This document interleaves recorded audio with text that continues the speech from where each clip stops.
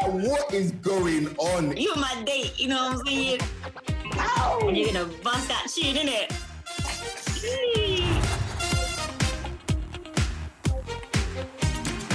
I heard that there's a scene and there's a little bit of a dispute about how best to cook chicken. So I want to know, what's your speciality? What's your Boyega sauce? Your Boyega, you know them ones where it goes like that? Mm. What's your speciality in terms of cooking chicken? Oh no, chicken can come in several different kinds of ways. You see, Teach me now. I don't think in that scene it was a debate necessarily about, it was more about their own thing. They just had a way in terms of the family, creating friction, and they had a way of just, getting on each other's nerves subtly. And most ways you're going to do that is obviously the way I cook chicken is better. But I accept all. Jerk chicken, southern fried chicken. I like it, grilled real nice. Some sweet chili sauce on the side, or you can marinate it with some barbecue sauce. I don't mind my good Nigerian red stew, marinated in that chicken, wrapped around until I can't even recognize it. Make it tender and firm. I need it on the bone as well. I'm not really into chicken nuggets and all that. I need some action going on. So, but I don't have a way. I eat all. I invite all. It's fine. Do you cook?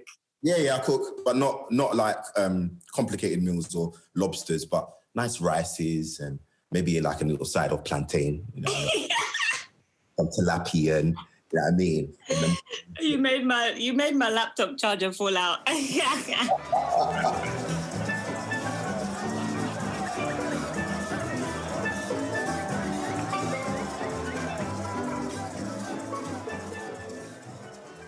So Tish, in Mangrove, there's a vibe. And to film one of the most intense episodes, we felt quite jealous because we heard that you lot had a block party scene, had all the roads closed, the good music. So let me know, your personal life, how do you like to brock down? How do you like to chill out and vibe and party? What's your go-to? So I'll be honest with you, I'm not really into parties that you have to go like into the club, because you don't see anyone. People are pretty much drunk and you don't get to have a vibe. And then the boys are always mosh pitting, and then it's like, it's not for me. I love house vibes. Okay. Invite like house vibes, dinners. I love that, where you can see the person, you can interact, have a nice little bit of food. You maybe go outside, walk in the garden. You might try to, just check the guy out that you feel and he came to the dinner party too, say it. But one of the coolest parties that I've been to thus far, and you were there, I have to call it a party. I don't even see it as an event, was the Met Gala 2018. That was Listen. Oh. Let's just reflect a little bit on that Met Gala. Look at her. Look at her. Look at her. Yo! Look at her. Is it, yeah? Oh, what, boys? That's what's going on these days, yeah? Yes. Look at this. I remember you saying, Jesus is Lord, Jesus is Lord. And then 2 Chainz just going, she's a smart girl. Yeah, 2 Chainz is like, she's the smartest one in the room. Yeah.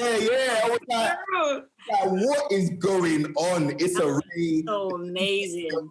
Khalifa, then Madonna, like, what is going on? Like, it was actually mad. This is the most epic freaking photo that we ever freaking took. Bro.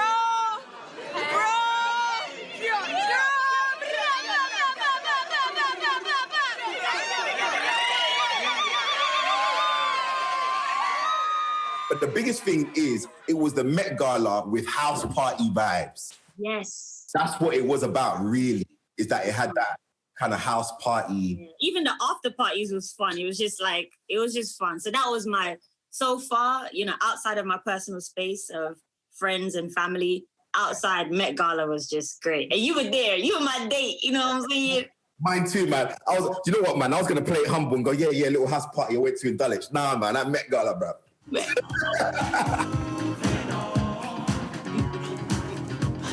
ahead, Leroy.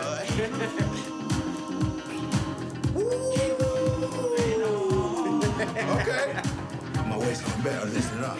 JB, music, as you know, is a huge part of the collection of films as a whole. and it's super important to our culture. I want to know, you know, are there any special musical moments in your film? And, you know, is there a favorite song that you listen to get you into the character of Leroy during this time of creating it? I was listening to some jazz funk. It's not my day-to-day, but for this specifically, you know, trying to maneuver this waist in leather pants, it requires some Olympic kind of listening. And you're going to buzz that tune, innit?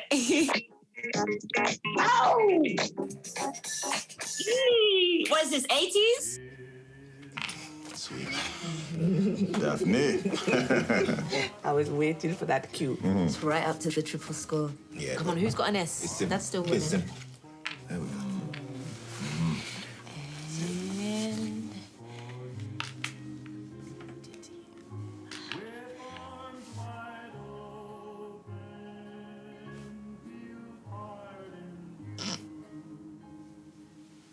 At the beginning of Red, White, and Blue, we see your character play Scrabble with the family and board games and having that moment of bond and family time.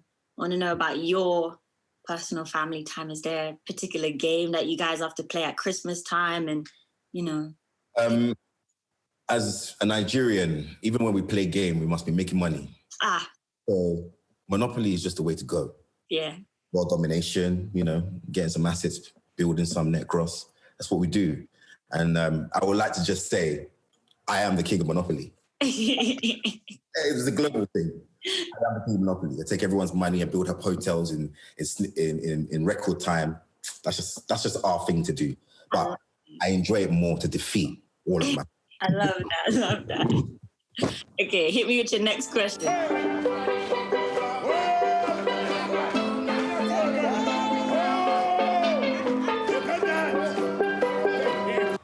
So, food plays a central part in bringing the community together in Notting Hill. What would you have ordered in the Mangrove restaurant? What's your go-to? In fact, they should just be asking you, what did you order last night? How did you know? Oh, man. Listen, curry chicken for me. Oof. Yeah. Or chicken curry. Look, I always get cussed by the Jamaicans because I'm Guyanese. I get some curry going now, babe. So we say chicken curry, and they're like, it's not a chicken curry, it's a curry chicken. But whatever it is, it's tasting good. So my go-to is definitely at the Mangrove back then, where Jimi Hendrix is going through, Nina Simone, you know, all these people visited the Mangrove. Bob Marley at a time. Yeah, man. Mangrove is it's a spot. It's a spot. That's why the police wanted to raid it. Wasteman. Anyway, chicken curry. A curry chicken for my Jamaicans out there. And I'm going to do this as an African. You see the way, the democracy. Some planting on the side. Ooh, some planting on the side. I said planting. Planted on the side. What our mother country seeks to do is not just to close down a restaurant, but to close down what they see as a space where black people can put up some kind of resistance to day-to-day harassments by the police.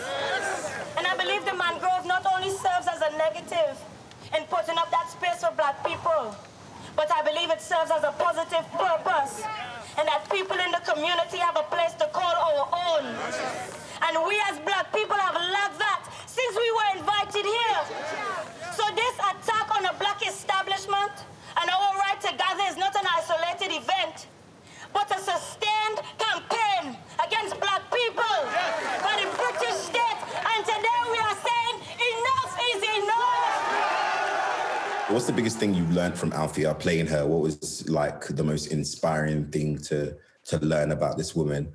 And how did that affect your performance and your portrayal of this woman? Firstly, I didn't know about the Mangrove 9 at the time of auditioning and discovering Althea's involvement within the Black Panther movement was beautiful, because I didn't know that within our British society, Black British society, that this movement was even happening. I'm so honored to be able to play her, because for her to just see the treatment of Black people in this country, especially within the educational institution, she just took it upon herself to be a part of the movement. And pretty much sacrificed so much to fight for the rights of us, you know, that are existing now, for the rights of Black people, Black women, Black men. I absolutely loved just her and what she stands for and who she is. And meeting her was, of course, a little bit, you know, you get a bit nervous because you don't want... I didn't know you met her. Yeah, I did. And I was a bit nervous to meet her, but, you know, upon that encounter, you know, she infused me with so much. One thing she did infuse me with, which I really take with me to this day, was just, she was just re-educating me about the love for ourselves as Black people, you know, because she's lived, do you know what I mean? She has some years on us. Yeah. And she was just like talking about hair, talking about skin. She was talking about just the love that we need to have for each other. And it made me go away and analyze myself and say, are there areas where I'm not basically like loving myself more in this department, the department of my hair? Why do I always want to put it away? Why do I always want to like make it super straight? What's going on there? What's the psychology behind that? And she was just like, just simply self-love as for yourself as a Black woman brings out so much. So then I was just like, dang, I'm going to stop putting these chemicals in my hair. Like, I'm going to start... parts of yourself to navigate the Western space. Yes. Love yourself and be unapologetically Black and beautiful. So she infused that in me in that one meeting. Yeah, in that one meeting. And I was just like, guys, don't put no more things in my hair. I'm growing it out. Like, I'm going to love myself. Do you know what I mean? Attempts to interact with your people have fallen quite short. Recruits from your background might be better placed, perhaps, to show where we're going wrong. I agree with you 100%. I think we need to look each other in the eye, man to man. Given a chance, we'll soon realize we're not different. I've tried jelly deals, so if the boys are up for it, I'll have a meat and rice and peas in no time. I promise you that. Thank you, Mr. Logan. I got a question for you, JB. You asked me about Althea. What was it like for you playing Leroy? And what did you learn, you know, whilst playing him? Playing Leroy was definitely an experience. I guess I was approaching a guy who decided to join an institution to help force change, help motivate change for more representation, and in hopes of basically improving the relations between civilians and the police force. And that's a tricky choice to make in that space, especially in the UK during the 70s and the 80s, not the best of times to do that. Not only in terms of what's coming, in terms of ignorant white narrative, but also in terms of your own community, how people see Black people that join the police force and how that can affect you as well. I know how it goes down now, but I didn't know how it went down back then. So it was good to explore a character, a man who decided to navigate that space. Because much like your character, he was a scientist before and he didn't need to give this all up. Baby on the way, you know, nice young missus moving into a new place together, a new life to start. But this choice was something that he felt that was so heartfelt, with a love and a connection that he had for his community. So that was, for me, one of the most fundamental, you know, beautiful things about playing Leroy. What would you think our characters would make of each other if they met? You know, one being an activist, the other being a member of the police. I think there's definitely be intense debate if our characters met. I think there'll be loads of conversations back and forth in terms of collaboration, you know, especially community-wise. They both care about their community to the point where they're risking their normal lives to fight for a cause. And I think, you know, just fun vibes. How old is your character? Well, we meet her, she's 19, 20 at the time, yeah. 19, 20, so maybe, you know, Leroy come in with a little bit of life lessons. You know, because he's that kind of guy, kind of like that father that has that fatherhood kind of energy. Maybe that, but I think all in all, there'll be a positive me. I think it'd be cool. I agree. All right, so Tish, this is the first time you worked with Steve? I had never worked with him, always been on the list of directors I wanted to work with, along with Ryan Coogler, Barry Jenkins, all these amazing, you know, Black directors. And okay, that's two down, girl. Goddamn. Hey, bruh. Coach for the girls. Those guys are the elite ones. I've wanted to work with Steve for a long time as well. Yeah, working with him was great. I kind of call him like the crazy genius because, you know, his ideas are so huge that people think it's crazy. Do you know what I mean? They're like, you're shooting how many films in the space of how many months? You're bringing what to the BBC? And I just think he's brave. I just think he's innovative. And I just appreciate him because he always would champion us, even after a take. You know, he would champion us and just encourage us. And especially me, he would encourage me, man. Encourage me to be an artist and just say, you know, no, Hollywood's calling you, but be an artist. Yeah. Be serious about that. And the fact of his love for us as young British talent is priceless. So yeah, it was cool working with Steve. All right, that was fun. Thank you, JB.